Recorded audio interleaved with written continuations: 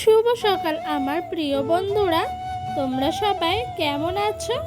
আশা করছি যে যেখান থেকে আমার ভিডিওটা দেখছো সকলে ভালো আছো। তো আজকে ভিডিওটা হলো রবিবার। ভিডিওটা শুরু করেছি সকাল 7:10 থেকে তোমাদেরকে সঙ্গে নিয়ে। তো ঘুম থেকে উঠে আশিবাসি কাজ করে সোজা চলে এলাম চা বসাতে। আজকে আর লিকার চা করিনি, জানো তো বন্ধুরা, ছেলের জন্য যে দুধ না হয় না, ওই দুধ একটু ছেলেও, সেই জন্য একটু ভাবলাম দুধ চা করি। তো লিকারটা কম হয়ে গেছে, তাই একটু চা পাতা দিলাম। তারপরে সোজা যাচ্ছি একটু দোকানে। সকাল সকালই একটু দোকানে চলে গেলাম, মুদিখানার দোকানে। তেল আনবো, লাইটে গ্যাস ভরবো, চাল আনবো। এইদিকে ছেলে ডোনাট কেক এনে দিয়েছে ডোডোর পাপা। তো ছেলেকে খাওয়াতে গিয়ে আমি একটু টেস্ট করে দেখলাম যে কেকটা কেমন টেস্ট। কেকটা সত্যি খুব সুন্দর ছিল, জানো তো খেতে। তো আমারও খুব ভালো লাগলো, তাই দু একবার আমিও খেয়ে নিলাম। এইদিকে জানো তো সকালে রান্না বসিয়েছি, ডাঁটা দিয়ে আর আলু দিয়ে তরকারি করব। ওই যে লাল শাক আছে, সেই লাল শাকেরই একটু ডাঁটা ছিল। আর এইদিকে ভাত উপর দিয়ে দিয়েছি। আজকে এটা আমাদের সকালের খাবার, জানো তো বন্ধুরা।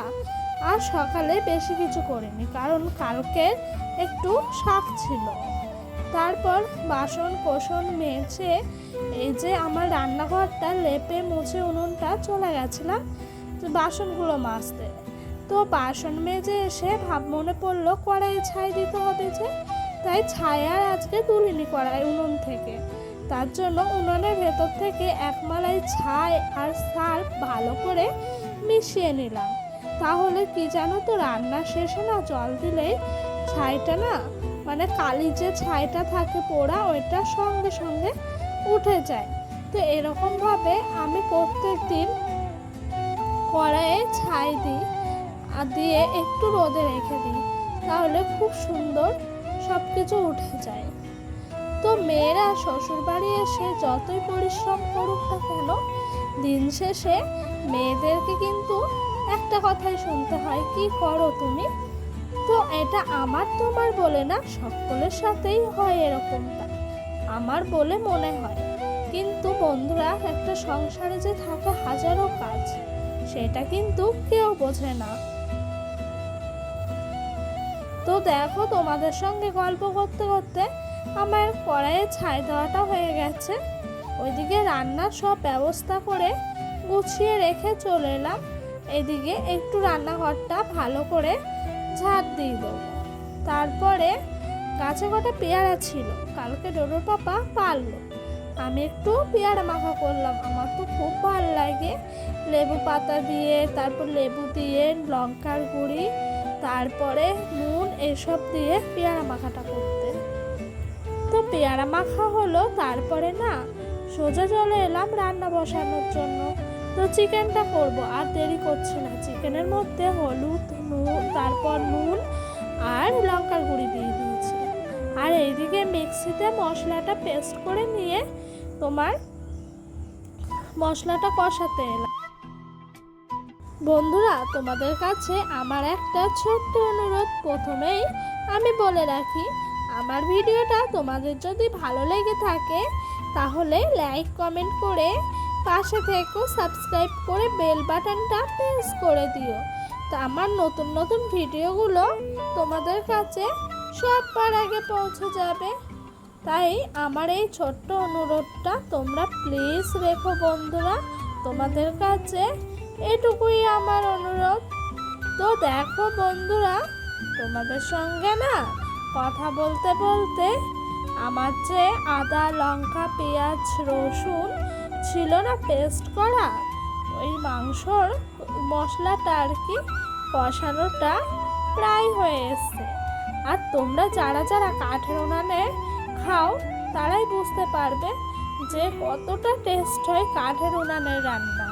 সত্যি খুব টেস্ট হয়, জানো তো বন্ধুরা। আমাদের এমন অভ্যাস হয়ে গেছে কাঠের উনানে খেয়ে খেয়ে, আর গ্যাসের বেশি রান্না ভালোই লাগে না। তো দেখো, আজকে না জ্বালানি বলতে পাটকাঠিগুলো দিয়েই জ্বালানি করা হয়েছে, পাতাগুলো না কালকেই শেষ হয়ে গেছে। তাই আমার শ্বশুরমশাই এখানে পাটকাঠি নিয়ে এসে রেখে দিয়েছে। ফেসো সমিতি ছিল জানো তো বন্ধুরা, তাই পাটকাঠিগুলো দিয়ে জাল দিয়ে দিচ্ছিলাম, কাঠ শেষ হয়ে এসছে।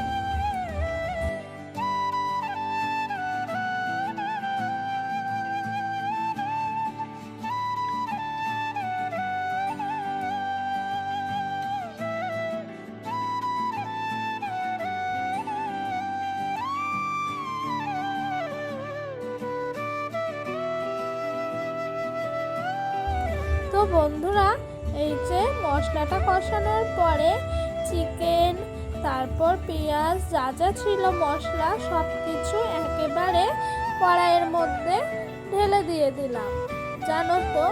তো এই চিকেনটা করতে গিয়ে না কষানোর সময় একটু বেশি সময় লাগে। তো এই দেখো একদম উনান আস্তে আস্তে করে জ্বালানি দিয়ে দিয়ে মানে চিকেনটা কষাচ্ছিলাম। কেন বলো তো, বেশি জ্বালানি দিয়ে দিলে তো চিকেনটা পুড়ে যাবে, তখন আর হবে। তারপরে বন্ধুরা রান্না শেষ হতে না হতে চলে এলো মুষলধারা বৃষ্টি।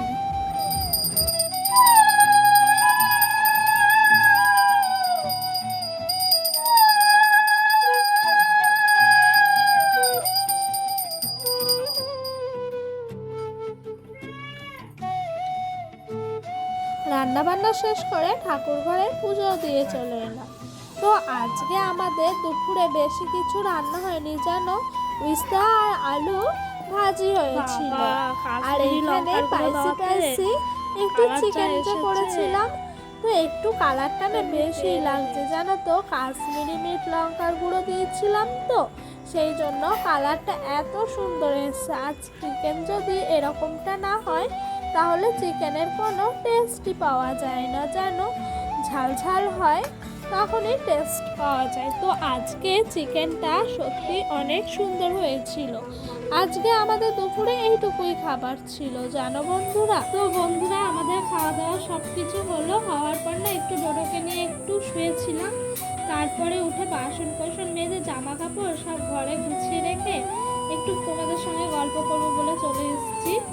তো এখন প্রায় 5:30 বাজে। টোটোকে একটু যদি রাস্তায় না নিয়ে বেরোয় না ও খুব কান্নাকাটি করে।